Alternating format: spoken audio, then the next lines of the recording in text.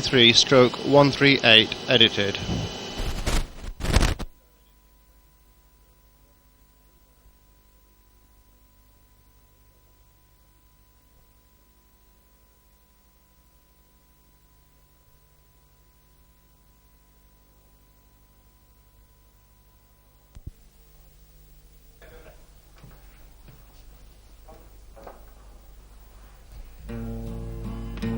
I'll sing you a song of the row in the town, when the greenback went up and the crowner came down. 'Twas the neatest and sweetest thing ever you saw, and they played the best game played in Edinburgh. God bless Mallet Pierce and his comrades who died, from the girl of McBride, and here's to James Connolly who gave one hurrah. The machine guns for Edinburgh. A brave English captain was braving that day, saying, "Give me an orange and blue livery." But a big Mauser bullet got stuck in his craw, and he died of the poisoning in Edinburgh. All glory to Dublin, to Hazelrigg. In the long generations, her fame will go down. Children will tell how their forefathers saw the red blaze of freedom in Edinburgh.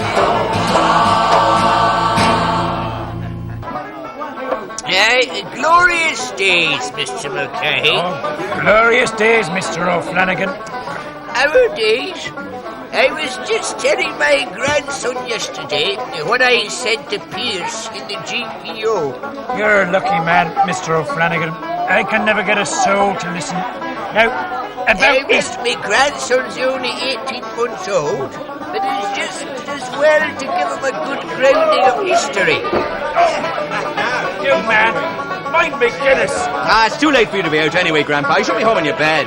Young man, did you ever hear tell of the dead who died for Ireland? Aye. Well, you're looking at one now.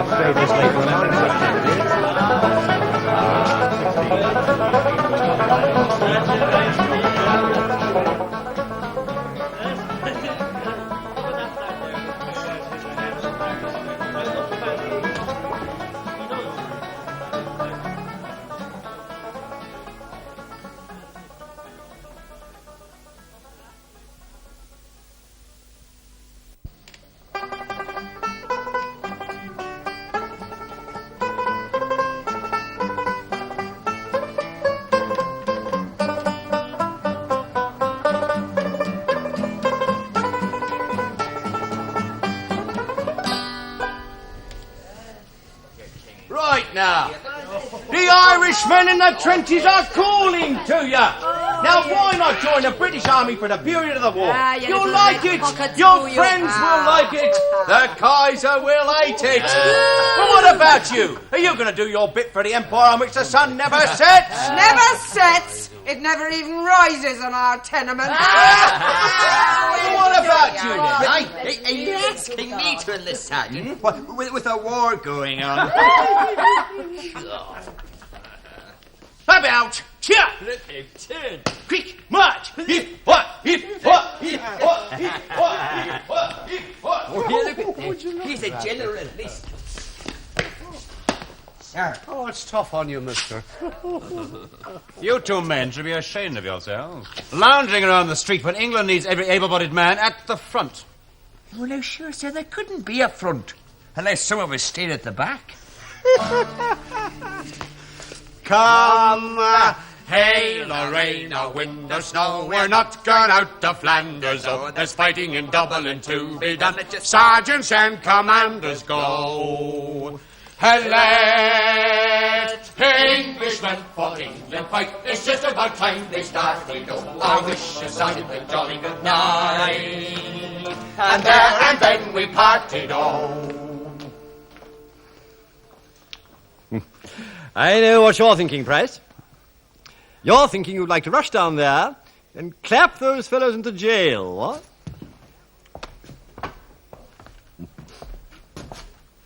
Oh, sir, it could be construed as sedition. Oh, yes, it could. Surely, sir, if we don't crack down hard on the troublemakers now, things could become rather serious. Now, look here, Price. You're new here. Let me be frank with you. Tea? Oh, thank you, sir. The situation here is absolutely under control. Milk and sugar? No sugar, sir. Absolutely. Do sit down. I assure you, I have my ear very close to the ground. What about His Excellency, Lord Wimborne, sir? Well, between you and me, Price, Lord Wimborne has about as much idea of the real situation here as an orangutan. Yes, sir. Ever since he arrived in Viceregal Lodge, he's had the wind up. He does nothing but demand the arrest of every nationalist leader, every Sinn Féiner, every Gaelic leaguer. Well, I don't wish to speak out of turn, but wouldn't that be preferable to the danger of some sort of a rising? Well, these Sinn Féiners seem to be allowed to do what they damn well like. Oh, we've just seen some of their chaps marching around the streets as bold as brass. These Irish volunteers, they call them? Irish volunteers. 5,000 assorted clerks, errand boys and van boys. Oh, come, Price. You're sounding as though you've got a bad attack of the Wimborne wind-up. But what about their leaders, sir? I have had a look at their files of an intelligence. Leaders? These men aren't leaders. Oh, Tom Clark, so short-sighted, is the one that he doesn't fall over his own feet. He runs a filthy little tobacconist just round the corner. Eamon Kent, some sort of clerk in the City Hall. Sean MacDermott, practically a cripple. And then there's Joe Plunkett, a minor poet in need of a haircut. Dying of TB, poor chap. What about Pierce, sir? I have already heard him speak. He does sound a bit of a fanatic to me. A dreamer, just a dreamer. What could he organise? As a matter of fact, I even hear that school of his is going bankrupt. No, the only chap amongst them with any real officer potential is that fellow Connolly. You know, runs that union thing. What do they call it? The Transport and General Workers Union, sir. That's it. I see you have been doing your homework. Thank you. Now, he's a tough nut. Cracked, of course. Socialist. Out-and-out socialist. But intelligent. Very intelligent. And that's why he'll be no trouble. I'm afraid I don't quite follow you, sir. Well, he's intelligent. He knows the score. He knows. The real situation is 99% of the Irish are perfectly happy with English rule. 2, Ireland will get home rule at the end of the war anyway. And 3, what the hell can he and his couple of hundred chaps he calls the Citizens' Army do against the British Army? Yes, sir, but if he should link up with the volunteers, sir, now they've got thousands of men. Thousands of errand boys. No. There's not a chance of that. No, he's a socialist. He wants revolution, dictatorship of the proletariat and so on. Now, Pierce and his lot, they're home rulers, and they want to come out on top. Now, what on earth have these two men got in common? Hatred of the English, sir? Biscuits? O'Donovan Russell, buried at Glasnevin. Pierce speaks. Read all about it. Paper, please. Thank you.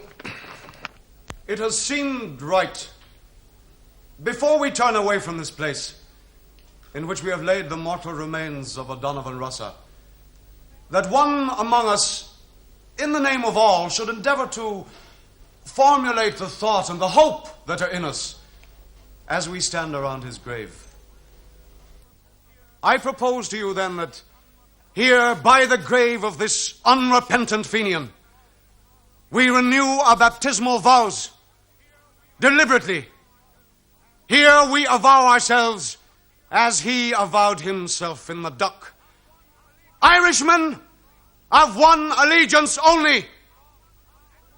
Our foes are strong and wise and wary. But strong and wise and wary as they are, they cannot undo the miracles of God, who ripens in the hearts of young men the seeds sown by the young men of a former generation. Life springs from death, and from the graves of patriot men and women spring living nations. The defenders of this realm have worked well in secret and in the open. They think they have pacified Ireland. They think they have purchased half of us and intimidated the other half. They think they have foreseen everything. They think they have provided against everything. The fools. The fools. The fools! They have left us, our Fenian, dead. And while Ireland holds these graves, Ireland, unfree, shall never be at peace.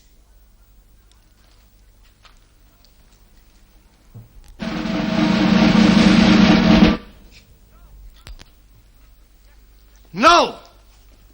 Yes!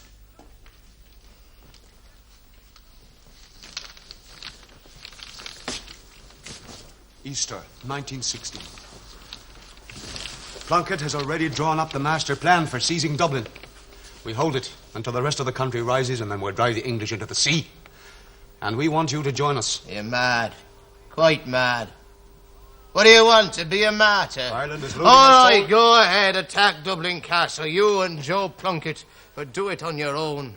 Oh, you'll go down in history in 3 red splashes in the cobbles. All right, be a martyr. Earn yourself a footnote in the history books and a ballad or two.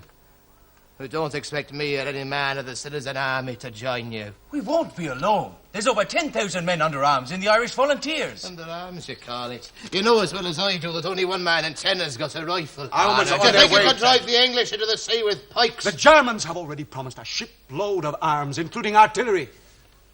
We also hope that they'll follow this up with an expeditionary force. We only have to hold our position here in Dublin for a week. Then the volunteers from the rest of Ireland will march on Dublin. We shall have a free Ireland, a proud Ireland. A country with its own language, its own culture. Its own government. And the same economic and political system as we suffer now. Oh, for God's sake. You're not a fool, Pierce. You've read Marx, and you know what I believe. I know what you believe. But you know what I want for Ireland, then? You want a country that rejoices in its nationhood. Well, I want a country that rejoices in its internationalism. You see nothing wrong with capitalism so long as it's Irish capitalism. Well, I see nothing right with capitalism, English or Irish. So why the hell should I join you? We've nothing in common. You know I cannot believe in your socialism. I'm a Catholic. Ireland is a Catholic country.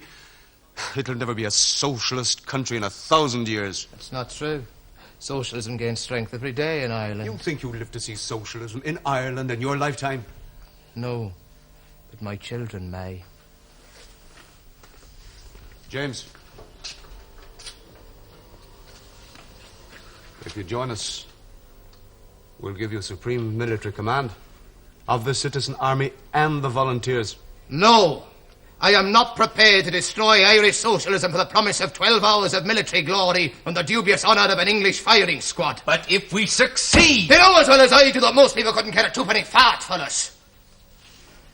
Now, we have to wait for a revolutionary situation. We can't. There'll never be a revolutionary situation unless we create one. And you'll be with us when we do just that on Easter Sunday. Why should I? Because if you don't, you'll be finished. Win or lose, you'll be finished. If we win, you will be branded as a coward. If we fail... if we fail, we'll be shot, but we'll be the heroes. We'll be the martyrs you sneered at just now, but you'll be finished, and your precious socialism will be finished with you. April the 23rd, 1916, Easter Sunday. The day of resurrection. I hope you will join us.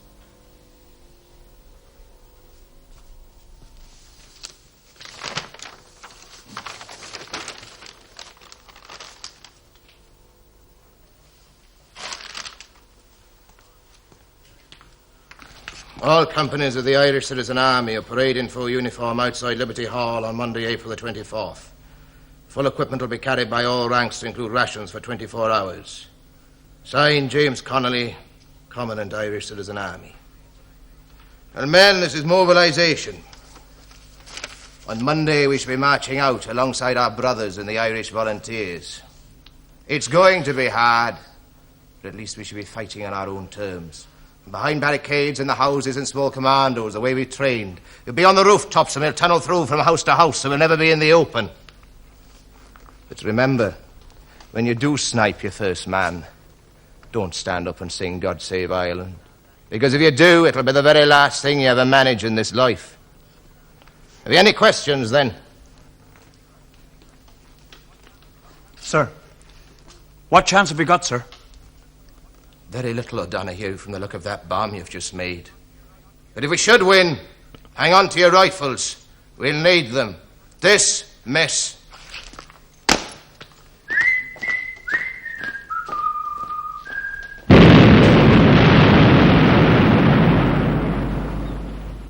Oh, good morning, Your Excellency. What is it? Look, I already know about this Navy thing. Let's do one. You've got a copy of the cable. Splendid news, isn't it? Jolly old British Navy intercepting that ship full of German arms. No, what? never mind all that. Look, I want you to arrest all these What? volunteer chummies. You want me to arrest Pierce, Connolly, and all the other leaders? On what charge? On the charge of hostile association with the enemy. Hostile association with the enemy. Well, now, Your Excellency, you know that's not going to be so easy. Well, we shall need Home Office approval from London, and, if I may say so, perhaps such extreme measures may not be necessary. What do you mean? I mean, now that the Sinn Féin people know they're not going to get arms from Germany, I don't think they'll start any of their hanky-panky. Any questions, gentlemen? Yes, sir. The 4 city battalions will parade for inspection and route march at 10 a.m. tomorrow, Easter Monday. Commandants will arrange centres. 4 arms and equipment, and 1 day's rations. Thank you, gentlemen. Dismiss. Sir.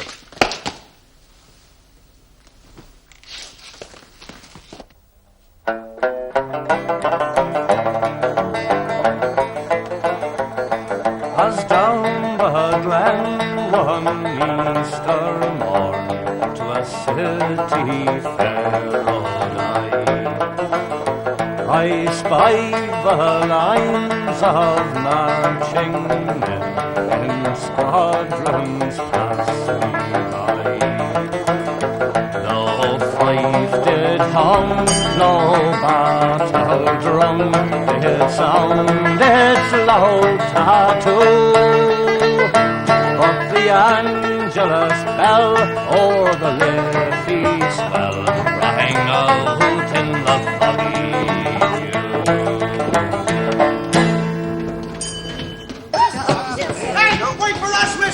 Come on, Paddy, we'll get some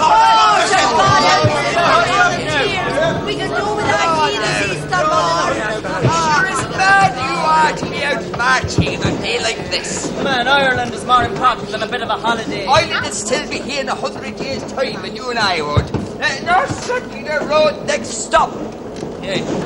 No second road for you, my friend. Keep going, straight on to O'Connell's Bridge and no stopping for anyone. Have no fear. I've more sense than to argue with a goat. I should reach way in a certainty in the 2:30, and I'd like to collect me winnings. Conductor, this is the North Circular Road. My stop. I demand that I be put down here. Well, ma'am, you just see how it is. It's just a little bit difficult at the moment. But I insisted we stop. Then perhaps you'd like to take over the tram. This is intolerable. I shall write to the Spanish terms of the Dublin Tram Company. The authorities have been too soft on the shinners. They've been marching up and down this town, bold as brass for years. My brother says that all the troublemakers in his works belong to the shinners. 57 twopenny tickets, please. Good God, man, you've commandeered the tram. What do you want with tickets? Sure, we're not thieves. 57 twopennies, please. Not thieves. You're worse. You're kidnappers. You'll get 10 years of peace with us. Madam, we're out to free Ireland. Emmett and Wolfe Tone and 1,000 heroes gave their lives for that. Will you not give 20 minutes? You ought to be ashamed of yourself. There are boys dying in France, and all you can think of is giving more trouble to the authorities. And what's more, who's going to pay me fare back to me stop? Well, I'm not for Well, here's twopence from a benighted traitor to a patriotic Irish lady. Yeah, Shabbat cess to ya. Jesus! You're trying to murder us! Yeah, I'm very sorry, ma'am. The tram is a little crowded, you And know. whose fault is that? Well, you know how. Look, you can't defend us from these murdering and heathens! Conductor, for the last time, I insist you turn these men off the tram. Well, ma'am, you see, I'm just a little bit busy at the a moment. Perhaps you'd like to take care of that yourself. Come on, call the driver! Take a lot of driver! A cut on bridge, like Nine and sixpence, please. No, ten and eight. No. Do you think that'll cover it? Good God, man, I can't change the sovereign. The Irish Volunteers are set as an army. The General Post Office.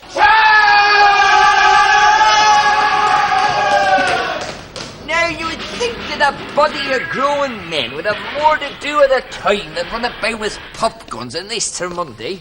Huh? What are they doing now? Galloping like camels into the post office. They must all have a touch of the sun.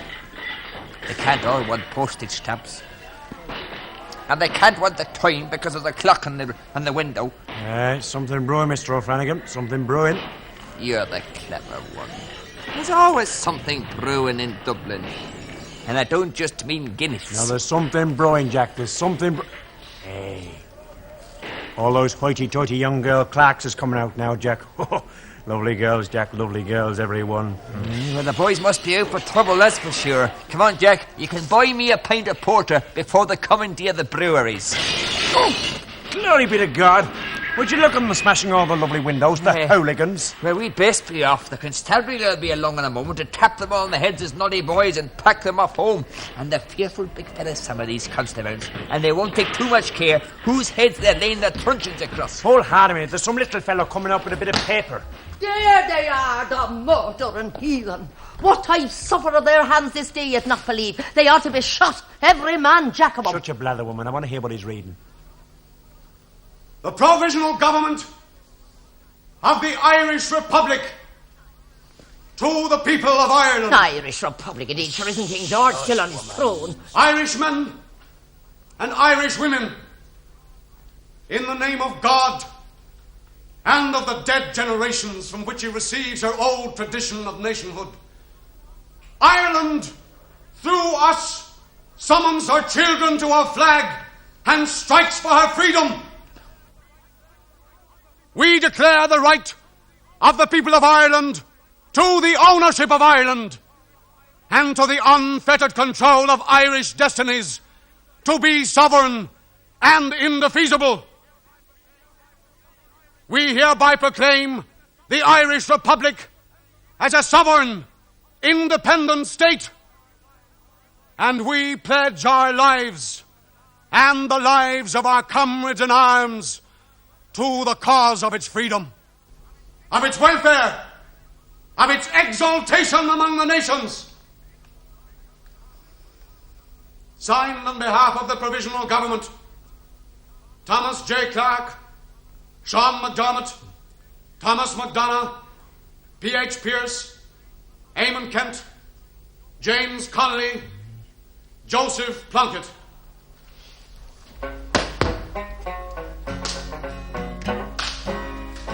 Right proudly high over Dublin town, they flung up the flag of war. 'Twas better to die 'neath an Irish sky than a Suvla or Sudel arm. And from the plains of royal Meath, strong men came hurrying through, while Britannia's sons with their great big guns sailed in through the foggy dew. Oh, the terrible traitors. Don't fret, ma'am. The constabulary will soon put them right. Kilmaine in jail will be bursting into seams from dungeon to attic once they've stowed these lunatics away. Jack, you promised to buy me a pint of porter. I did not, but I'll not deny a friend after this excitement. Mooney's house, Mr. Mulcahy.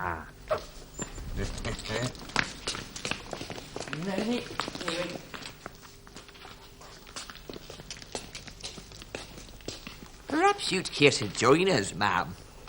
Mooney's house, is it? Aye. Is this the time to be supping porter at a low bar? 'Tis an emergency, a national emergency. You owe it to yourself, ma'am. As you said yourself, ma'am, it's a state of emergency. That's what it is. That's right, ma'am. Well, 1 small pot of lemonade. Small one? Purely medicinal. Oh, medicinal. For me nerves. Oh, your nerves.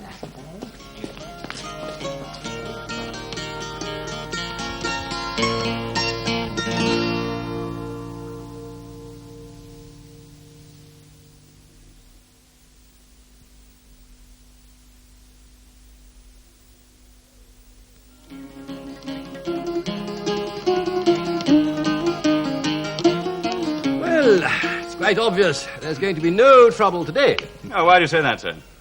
Well, damn it all, man, everybody knows. Revolutions always begin at breakfast time. Yes, sir. I remember when I was in the Sudan with the Fuzzy Wuzzies, shortly after dawn, every morning... Excuse me, sir. I wonder if you mind looking out of the window. Window? Dear Price, what are you all about now? What's that? I say, what are all those volunteers doing in the castle yard? My God, they've shot the sentry. We've got a rising on our hands. Come on, sir. What on earth will the Lord Lieutenant say to this? Heads will roll. Mark my words, Price, heads will roll. Yes, sir. I knew I should never have let all the troops go to the races. No, come on, sir. Well, we'll sell our lives dearly. And we'll take some of the blighters with us, sir.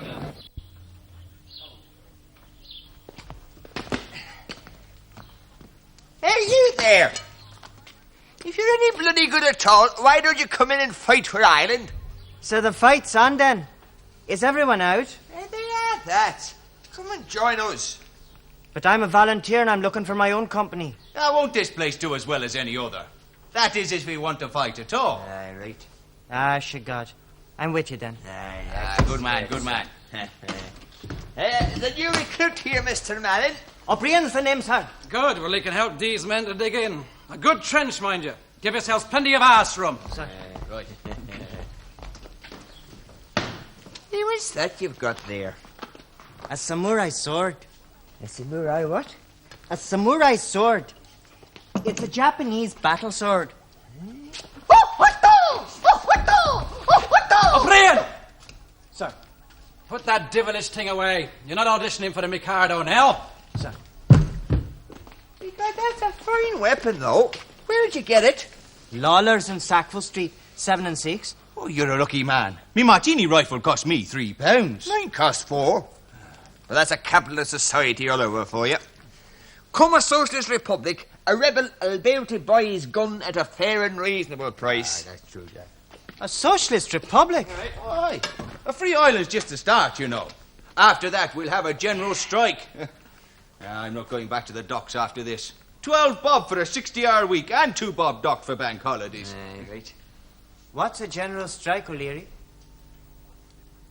Aren't you one of these college boys? I teach there. Then how come you're so pig ignorant? I don't teach politics. I teach polite young ladies the more irregular French verbs. So you'll have read Rousseau's Social Contract. I think so, but I don't remember much about it. Did you ever hear tell of Karl Marx? No, I don't think so. You've never read Das Kapital? No. Jesus, mother of God. Well, come the revolution, there'll be some changes made up at that college of yours. Will you boys stop yammering and get on with that trench?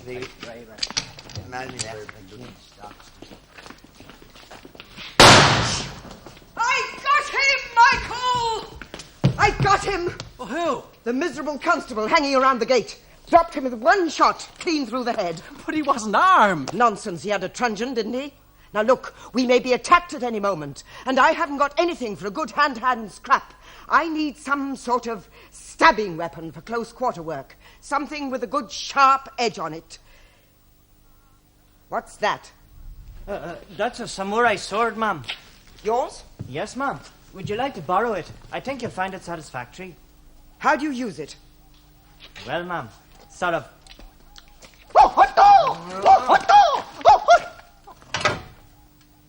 Sort of, ma'am.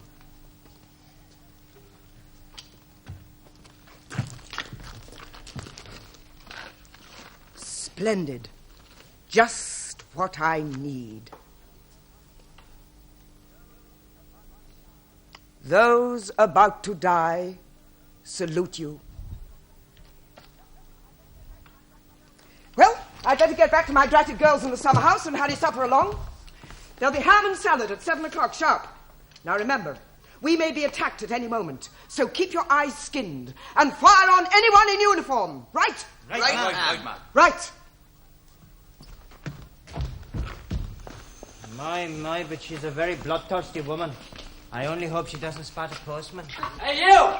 Put that card back in the barricade. Now get out and go away. Get out at once. That's his card. He's got a right to it. Put that card back, I tell you. No, that's my card. I need it. Put that card back or you're a dead man. No, I got a wife and 5 children. If I don't work, they don't eat.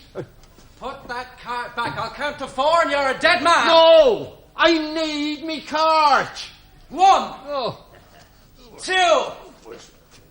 3. 4.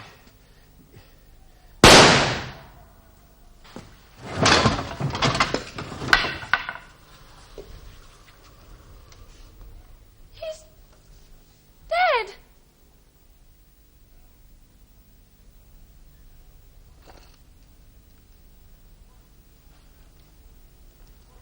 You men, get back to work.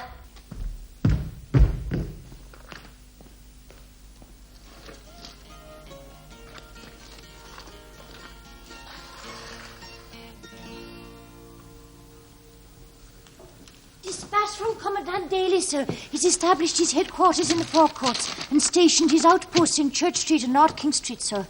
Church Street and North. Commandant King Kent has Street. occupied the South Dublin Union with the 4th Battalion, sir. How many men has he got with him? About 150, sir. How many men does that make in all? As far as I can judge from the dispatches that come in so far, about 800, sir. 800? But you told me there was over 5,000 volunteers in Dublin alone. The others will come in as soon as they know the rising has started. Dispatch, sir. Commander-in-Chief Forces of the Irish Republic. I'm pleased to announce capture of Lord Kitchener and King George V. I'm holding them as prisoners of war. Await your further orders. Volunteer Joseph O'Reilly. And where the hell's Volunteer O'Reilly? In the madhouse? No, in the waxworks, sir. He's broken into the waxworks at the back of the building to give us an escape route. Well, you can go and tell Volunteer O'Reilly that he can melt these 2 down for church candles as far as I'm concerned. And you can also tell him that he wastes my time with any further dispatches like this one. I'll melt him down. Sir. The old cod. Sir, what chance do you think we've got, sir? Chance, man. No chance at all. Is there no hope, then? None at all, man. We're all going to be slaughtered. I sold my clock, I sold my reel. Likewise I sold my spinning wheel to buy my love a sword of steel. Johnny has gone for a soldier.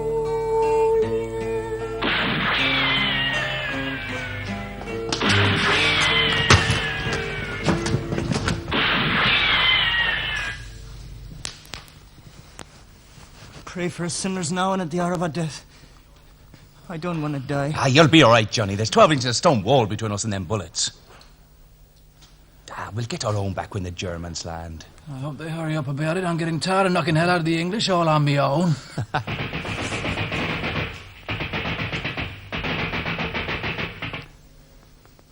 How are you, Johnny? I'm all right. It's just different from what I expected. It's always different. When I was your age, Johnny, I joined the British Army, the Dublin Fusiliers. And then one day they told us we were going to South Africa. But I was excited. I'd never been away from home before. Thought it was going to be glorious. The colonel on his great black horse leading a charge against a few miserable rebels. Oh, a little sadness, perhaps.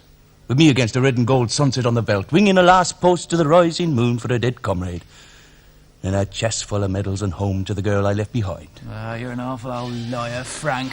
I'm no liar, only a fool. I was in South Africa for 2 years, and it was just like this. An enemy you never saw, just bullets whipping to and fro above your head. No medals, no victory marches, no glorious charges. And my bugle tarnished through lack of use.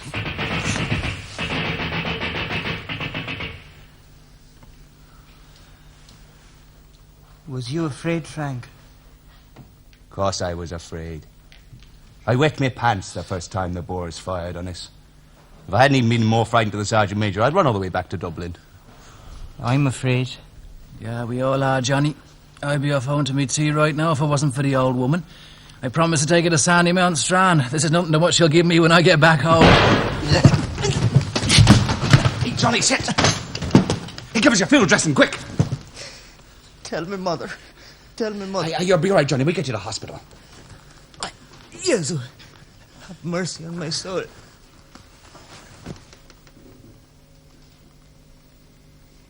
Forget the field dressing. Johnny's dead. But he's only 17. Nah, but he was old enough to die. But 17? But what the hell do you expect? We're rebels now. No more route marches, no more playing at soldiers. No more roaring out the soldier song and dreaming of Kathleen O'Houlihan. So Johnny's dead. Well, he was the first. Do you think he's going to be the last? Do you know what's in the South Dublin Union here besides the paupers? 6 wards full of lunatics. Well, they ought to open a 7th ward just for us, because that's what we are, a lot of bloody lunatics. Death's all glory, boys. And you best settle your mind for death, because I doubt whether you'll live to see any glory.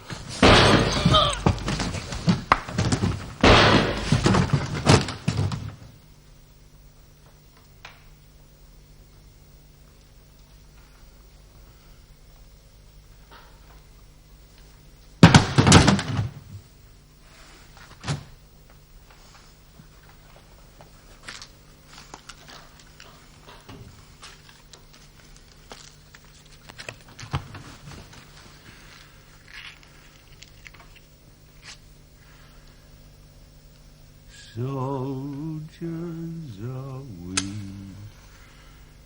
whose lives are pledged for Ireland. Some have come from a land beyond the wave, born to be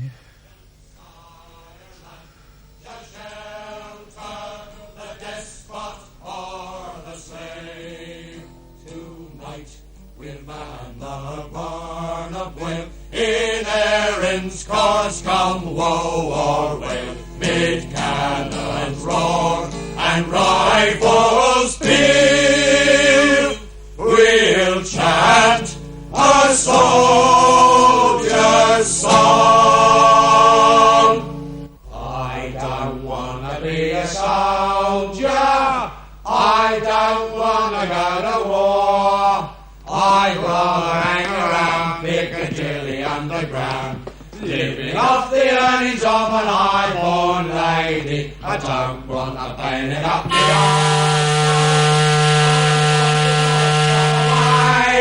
I'd rather stay in England, in merry, merry England, and fornicate and sing all the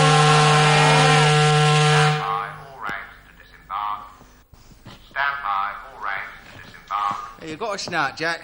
Where's all yours then? Well, I left them in my billet, didn't I? You daft bleeder. You'll leave your ruddy head behind one day. Oh, I was surprised I remember my rifle. Rolled out of bed by that sadistic sergeant. Get on that bleeding train at 4. You should grumble. I was just getting my end away with that barmaid of the King's Arms. Ooh. You must be joking. Doris never looked at a bloke with less than 3 stripes up. Hey, listen, when that bloody sergeant interrupted our little swarry in Canterbury Park, wasn't my lack of stripes that was worrying Doris. Yeah, dream on, Bill, dream on. Nah, he won't have time for that. There must be a big German breakthrough to rush us off to France like this. Yeah, we're all going to have to be bleeding heroes 24 hours a day. Yeah, come on, Paddy. Kitchener's relying on you. Get stuff. That any way for a fighting man to talk. You with 12 years hard training in every pub between Hammersmith and Camden Town. I say, go and get stuff. And now to be launched on poor old Fritzy! That's how I ended up with you, Lord. I asked to join the Royal Irish Rifles. Well, you never even seen bloody Ireland. Don't you worry, Paddy. We'll look All right, you there, disembark, move and get this beer off this ship at once. Jump to it. French skirt of the Hey, king. whoa! Hey, you must have heard I was coming. Yeah. Here, watch out. They warn us to be careful about the women over here. Just you watch me air me Francais. Here, what about Doris? Aren't you going to keep yourself pure for the girl you left behind? Oh, Doris is a very understanding girl. Anyway, could be me last chance. Bonjour, mademoiselle. Oh, voulez-vous, donnez-moi. Hey, what's the French for kiss? Maison. That's Italian. Oh. No? You know, jig-a-jig. Jesus, what are you talking about? Hey, she's Irish. Well, what else would I be? Hey, what's a lovely Irish girl like you doing in the Pas de Calais, eh? The what? The Pas de Calais, that's what they call this place, you know, the French. Yeah, that's what they call it, the Pas de Calais, you see. That's news to me. We always call it the Kingstown Docks. Kingstown? Meaning this is not France? Meaning this is Ireland. Oh, blimey. The British Army certainly moves in mysterious ways, eh? Hey, welcome home, Paddy. Jesus, it's the old sod. Hey, how's about an Irish kiss then, eh? Saucy Hey, come on, give us a jig, Jack. You're Yeah. right. Oh, darling, let's have a little dance, shall we? That's right, Sid, come on. Let's get these up there, Charlie. All right, then. Hello, you honourable men. What do you think this is, the Palatine Coast? Jump to it! Jump to it, I said! Steady dinner! Scoot anywhere! Scoot anywhere! Let's try to get this time and put some spunk into it! Scoot! Scott John!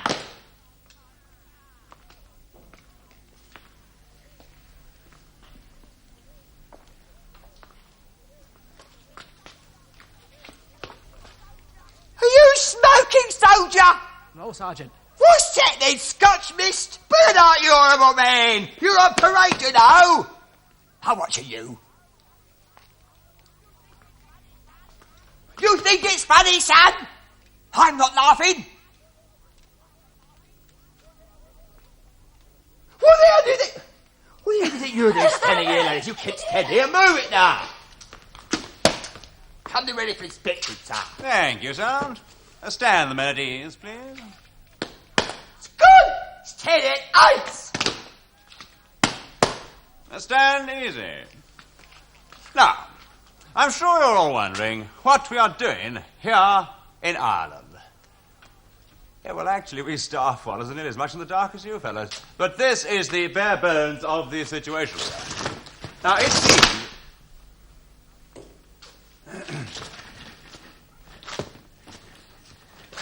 It seems that some wild men up in Dublin are kicking up a bit of a fuss. And they have seized a number of important public buildings.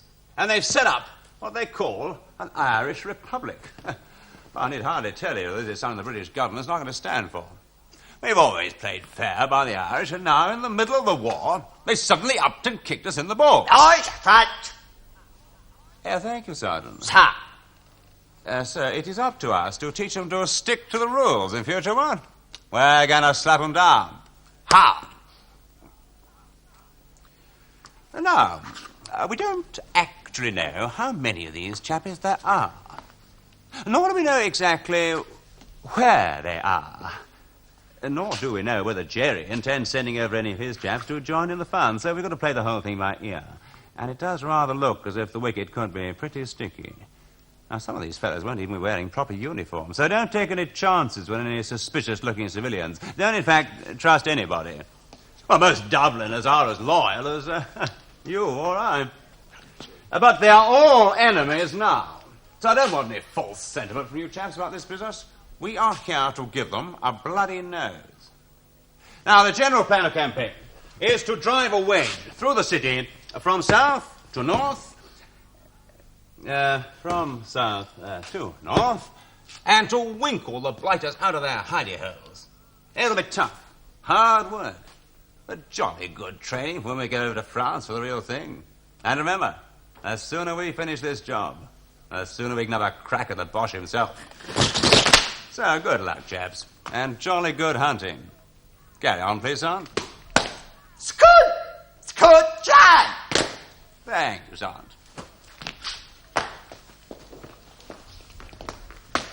All right, pick up the kit bag at the devil. Jump to it now. Move it, you bunch of sissies. Steady there, no talking there. Steady, eye. School. Scar, John. Hey, leg, turn. For the front. Quick, north. Eight. F-I-8. It's a long way to Tipperary. It's a long way to Fell black, but the rifles crack made perfidious Albion reel. Mid leaden rain, 7 tongues of flame did shine o'er those lines of steel. By each shining blade a prayer was said, that to Ireland her sons might be true.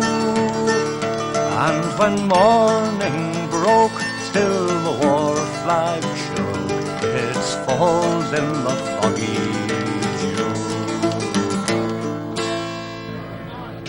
Kelly! Yes, sir. You've seen the looting going on in Sackville Street. I have, sir. I'll take a dozen men and put a stop to it. They're disgracing the Republic, the hooligans. Will do, sir.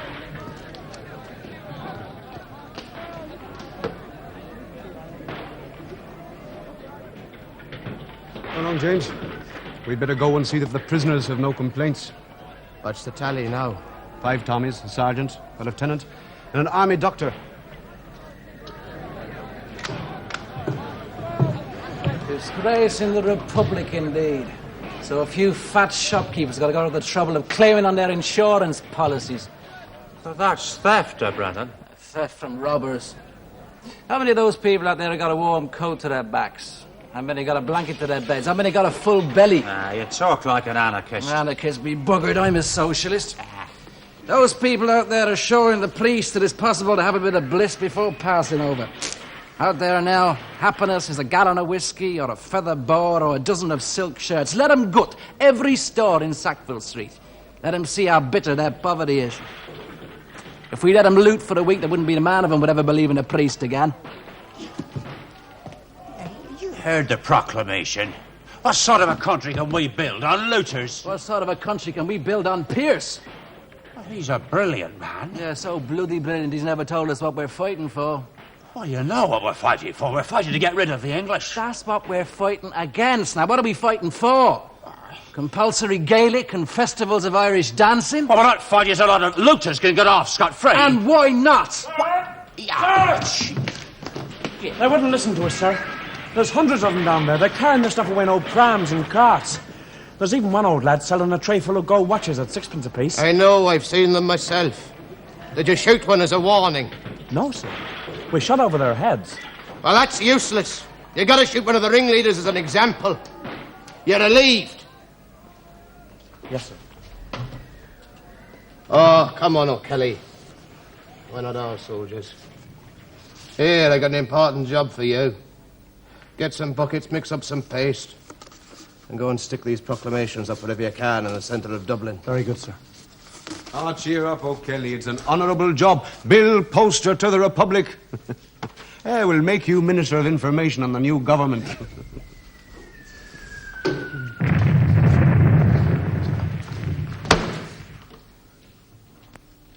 Artillery. It sounds like it came from the Keys.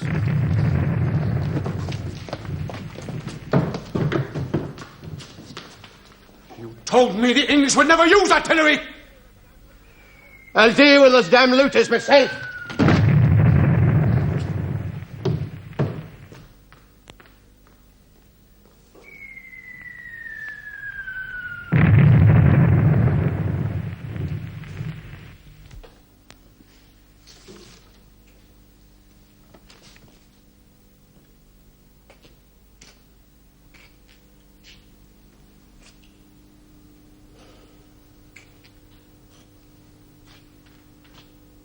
There's a meal waiting for you in the kitchen, Pat.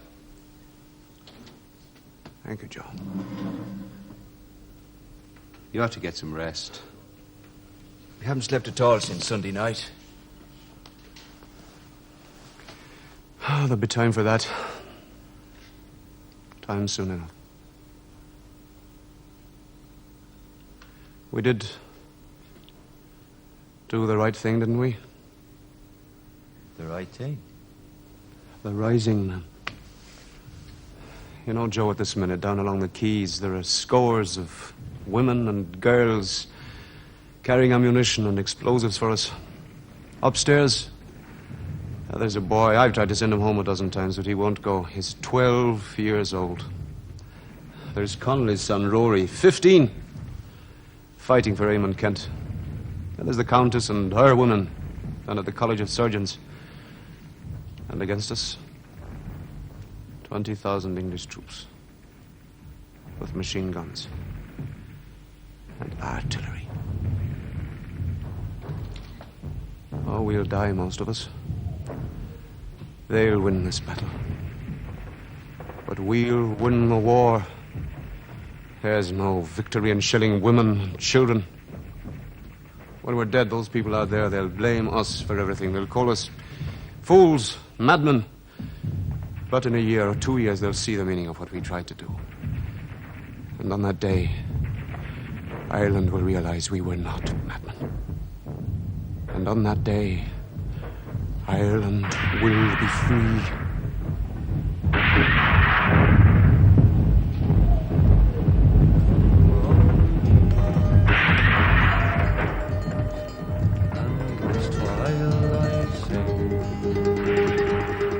For love of one's country is a terrible thing. It banishes fear with the speed of a flame, and it makes us all part of the patriot game.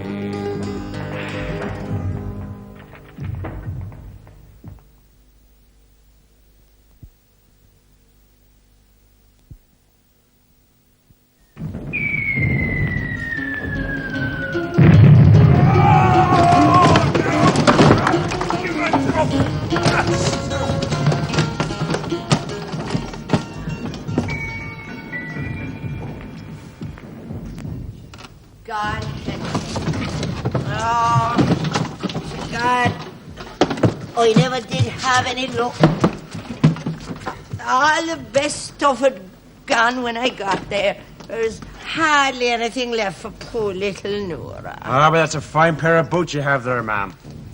Ah, yes, sure, it's fine leather right enough, isn't it? Here, listen to me. Sit here. Listen, let me tell you. Now, I met a priest as I was hurrying along here. Oh, very vexed he looked. He comes up to me, my good woman, he says, "Where did you get them boots?" "Early Street," I says, bold as brass, "but you have to hurry, father, or they'll all be gone." God help us all. God. Listen. Oh, where's Mr. O'Flanagan? Mr. O'Flanagan, ma'am, has gone in search of sustenance. There's not a shop open throughout the city. We get all starved to death for all those sinners' care. And for Mr. Mooney to shut his bar in a time of crisis sure is a living scandal. Hey, Luke. What are you there? Luke. Let's see. The Lord Lieutenant is calling for the restoration of order. An appeal that surely cannot go unheard by all loyal Irishmen.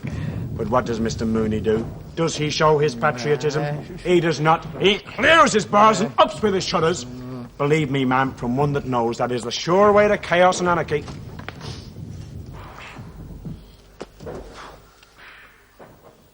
Mother of God. 2 left feet. Beg pardon, ma'am. 2 left bleeding feet.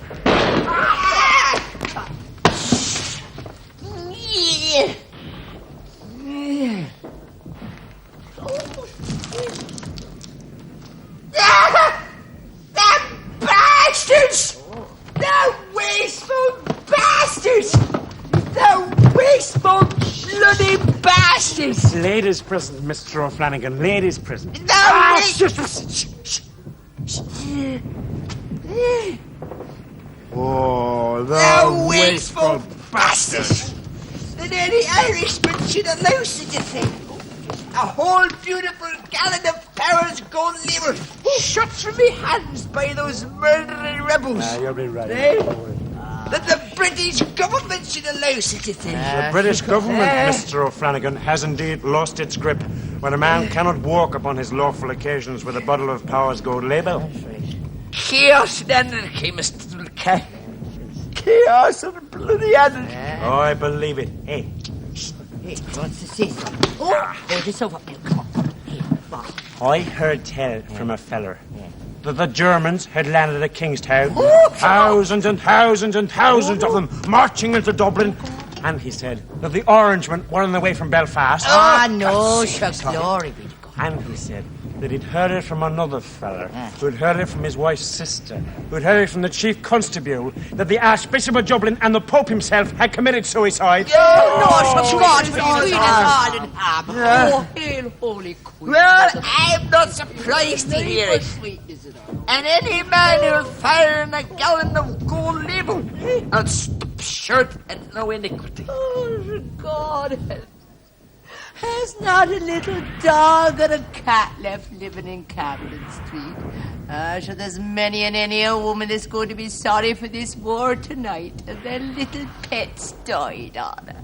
Oh,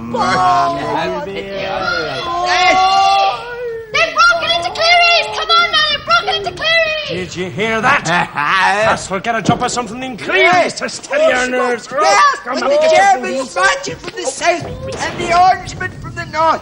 And his poor holiness the Pope lying dead in the Vatican. My nerves are in need of some sustenance. Mr. Mulcahy, ma'am, forward to Cleary's. On yonder little hill, there's a darling little still, and the smoke curling up to the sky. And it's easy to tell by the whiff and the smell that the sparks sing blowing close by.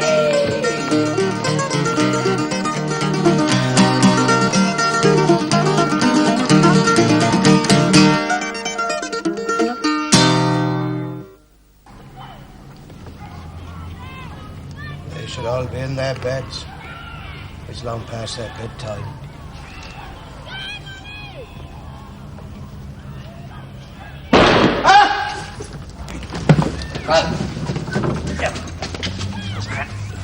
Casualty here! Mr. Connolly's been wounded! Push your tongue, man! They want to warn the whole building. That's it, sir. Casualty! Dr. Bennett, come quickly! It's all right, James, take it easy. We've got someone here who's going to look after you. Dr. Bennett?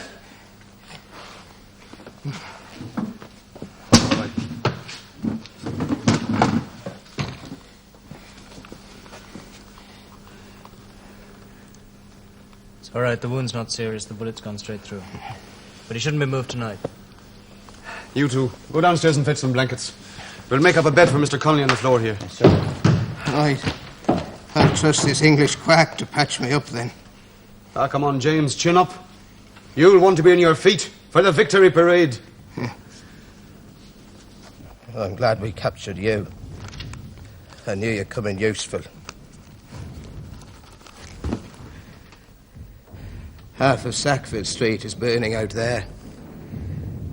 Do you know why the English are burning one of the most beautiful streets in Europe? It's to remind us poor bloody Irish what it means to be slaves. You're mad, the whole lot of you. Are we? At this moment, you could be with your family at home. Instead, you're lying here with a bullet hole in your leg. For 700 years, the people of Ireland have been colonial slaves. For 700 years, they've given you troops for your wars and rents for your landlords. In return, you've given us famine, poverty, and slums. You say we're mad because we want to be free. You're not slaves. Oh, come on, you're a doctor. You know how many little children die in the slums of Dublin every year. Being an army doctor, you know just how much every 15-inch shell costs. About the same as the cost of rebuilding a slum dwelling here. But how many shells has England fired away on the Western Front in the last 2 years? And yet she never had the money to rebuild a single slum dwelling here. Every heavy gun firing in Flanders tonight is firing away the price of a child's life here in Dublin. The price of a child's life? When your people brought me in here, I saw a little boy, 7, 8 years old, dead, but pinned upright to a shop door with a huge splinter of plate glass driven through his neck. You killed that boy, you and Pierce. I've been a union organiser for 22 years, and I've lost every battle because I played according to the rules. The rules that England laid down but never troubles to keep herself. Well, this time we've broken the rules. This time you'll lose again. Oh, yes, we're going to lose the battle, but we'll yes, win but the you'll war. win the war. Spare me the doctrine of the rising. I heard it all from Pierce last night. And he's probably right. Every movement needs its martyrs. But when the fighting's over and the Republic's declared, you'll find your new island is just as far away as ever. You're wrong. We're slaves now. And slaves with their slave mentality blame their masters for their pain. Not slavery, not the system itself. But when you English masters have gone, and we haven't got you to blame, but there's still poverty, ignorance and oppression, well, then the people of Ireland will say it's the system, the whole rotten system, which is their real enemy. And then we'll build ourselves a new society, a socialist society. Freeing ourselves from you English is only the first step. When the English have gone, Ireland will remain. The priests won't melt away because you cursed them over a copy of Das Kapital. The factory owners won't stop getting the maximum number of hours for the minimum possible wage. The working man won't stop starving his children and drinking too much beer. You're born a whole age too late. You're not a Marxist. You're a primitive Christian. Your society disappeared with the Garden of Eden. You're a fine doctor, but you've got no faith.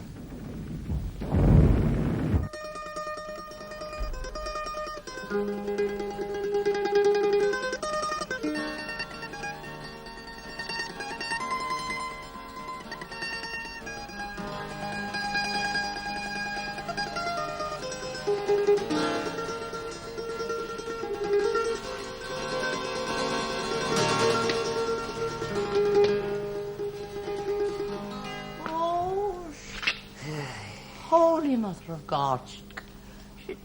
It's the great fire of Dublin, so it is. It's a catastrophe, ma'am. A national catastrophe. Dublin, nothing but a bonfire. Cleary's house razed to the ground, and not a sniff or a drop of gold label to be had throughout the city. Hey, then who's to say what the sad fate of Mooney's house might be? Eh? 5 days and nights we've had of this sweat and tears. Who would have thought the Shinners would have brought us to this, eh? It's British government. Let 'em run wild. Yeah, no, to be fair, ma'am, the boyos fought hard. I never thought they had it in them. No. They was always good at marching behind the coffin of some old patriot, or singing their hearts away in Liberty Hall, or pretending to blow up this and attack that. But who would have thought they'd use their pop guns, eh? Who would have thought that? I wouldn't. Neither would I. Mr. Mulcahy, what's your news? It's all over with him. No. The post office is a bonfire, and the boyos came tumbling out, but the Thomas is waiting for them. And there's many and any a volunteer who'll not rise this side of Judgment Day. They surrendered. Oh, no. The flag's still flying up there among the flames, and those that are still alive have slipped out the back into Moore Street and barricaded themselves in. But it's all over, bar the shouting. So it's all over then, is it, with Connolly and the little schoolmaster fella? Aye, well, there'll be no mercy for them if they're cut alive. Well, sure, God help us, you can't help but feeling a wee bit sorry for them now, can you? There'll be many a tear shed for the volunteers. And the Tommies killed this Easter week. Yeah, the fools well enough, the volunteers, but brave men all the same. Brave men who never had a chance. Yeah, but they knew that, Mr. Mulcahy. They knew that they never had a chance. A rare time for death in Ireland. And in the battle, many a common man, woman and child had said goodbye to work and love and play. There they are, lying so quiet. A child surprised in a doorway, an old man stretched in the street, a young man near a lamppost which he had clutched when the bullet struck him. An old woman on the floor of the tenement room, alone, her blood seeping through the ceiling below. All of the goodly company of the dead who died for Ireland. Jesu have pity. Here comes Padraig Pearse down the silent street.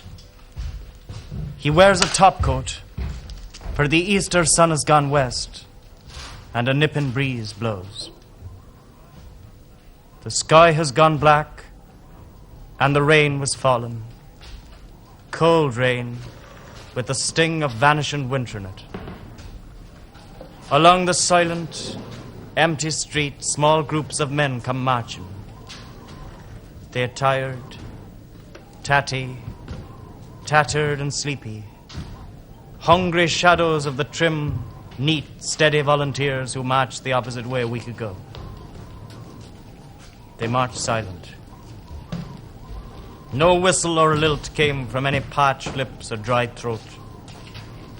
The time was past for song. Down they came. Thousands of soldiers stared at them, piling their poor arms in a heap. The Tommies, wondering and bewildered that such a pitiable pile of metal should try to overthrow the might and power of England's forces. All our dear dreams, gone. Tread light, soldier, for you tread on our dreams.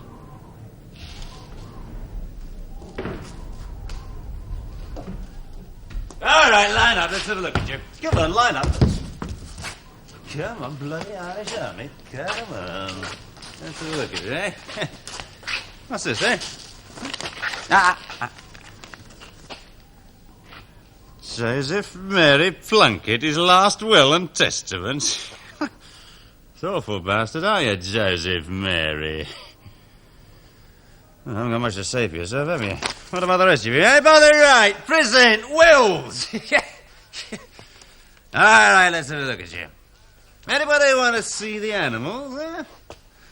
Our feeding time is nearly over for you lot. Just you... What have we here? Could it be Padraig Pearse? Yes, I'm Pearse. So, Pearse, the famous general and king of the Irish. Now tell me, Pearse, what does it feel like to be a murderer? At a loss for words, the famous orator turned murderer. My boys were killed because you wanted to play at soldiers. Good boys. English boys. 18 years old. But for every one you killed, 10 of you slum-spawn bastards are going to die. What do you say to that, eh? What do you say to that, huh? I say your mother must be very proud of you.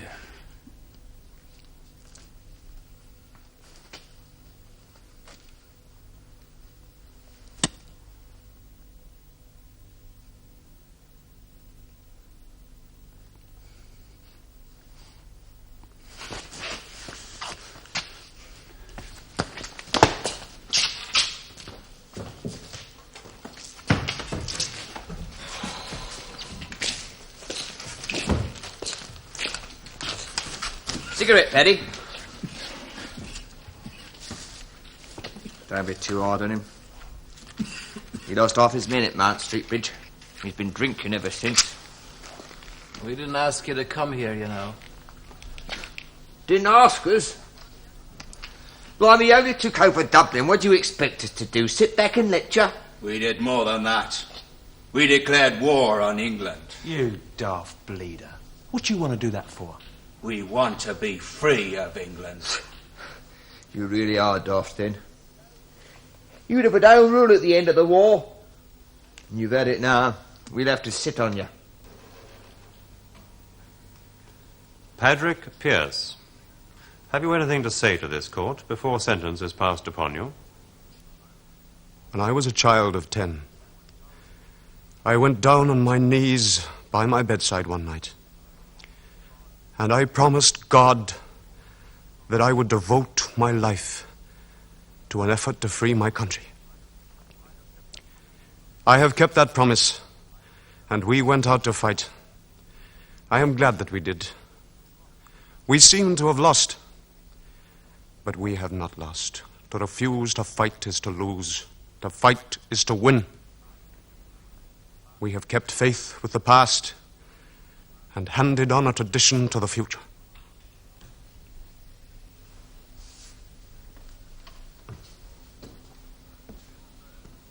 May the 3rd, dawn, the old Stonebreakers Yard of Kilmainham Jail.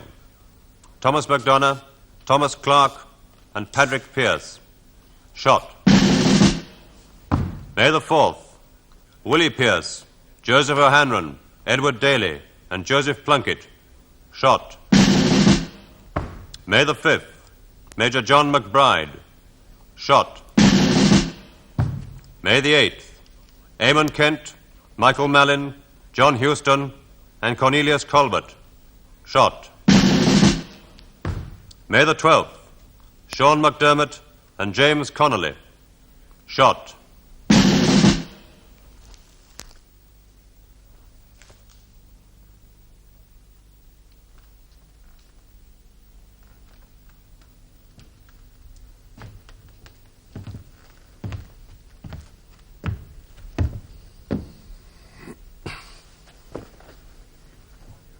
Eamon de Valera, born 1882, sentenced to death for my part in the rising, reprieved May the 11th, 1916, and sentenced to imprisonment for life.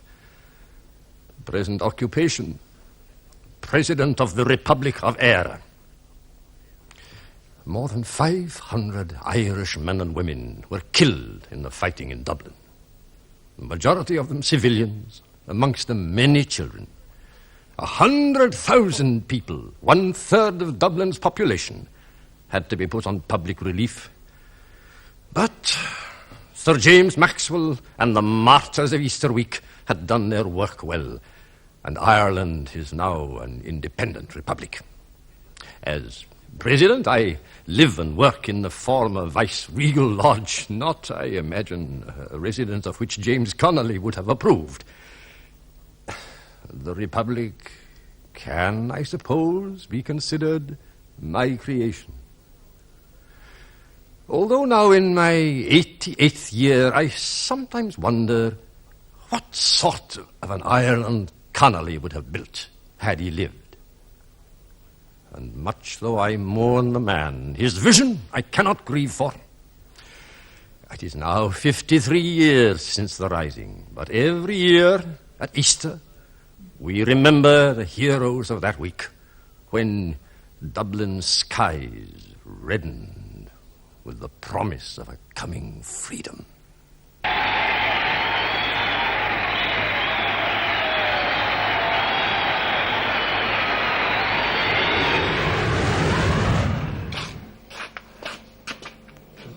Did you see the jits, Mr. O'Flanagan? Swooping down over the GPO.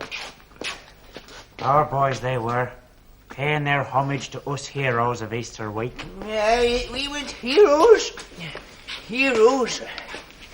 The flying boys salute us, but how does the government treat us, Mr. Mulcahy? Tell me that, eh?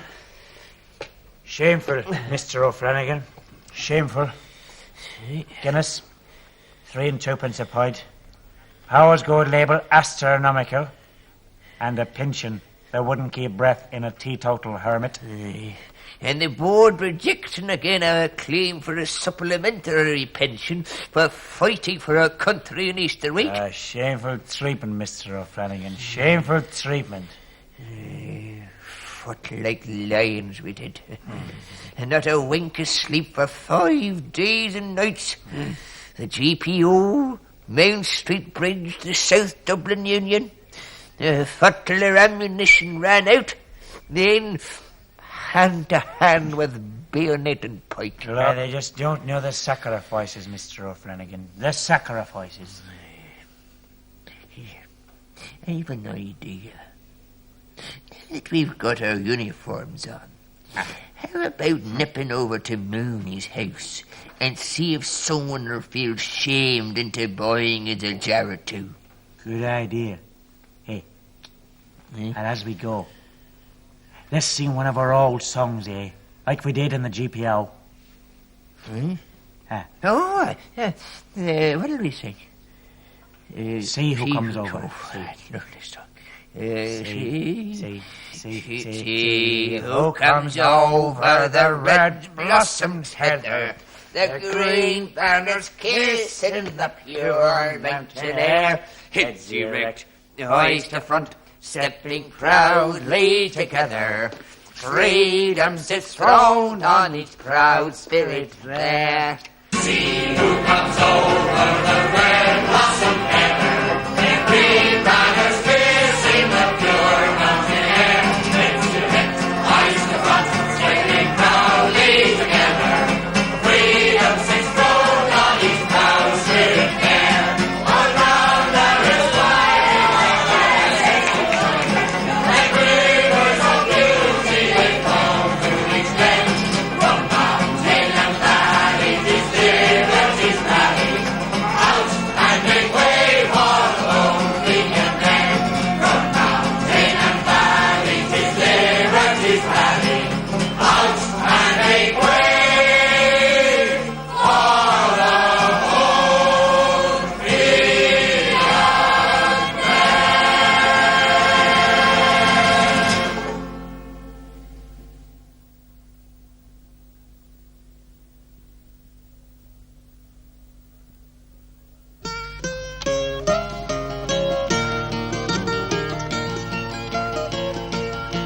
As back through the glen I rode again, and my heart with grief was sore. For I parted then with gallant men that I never would see any more. And to and fro in my dreams I go, and I kneel and I pray for you. For slavery fled, oh rebel dead, when you fell in the foggy dew.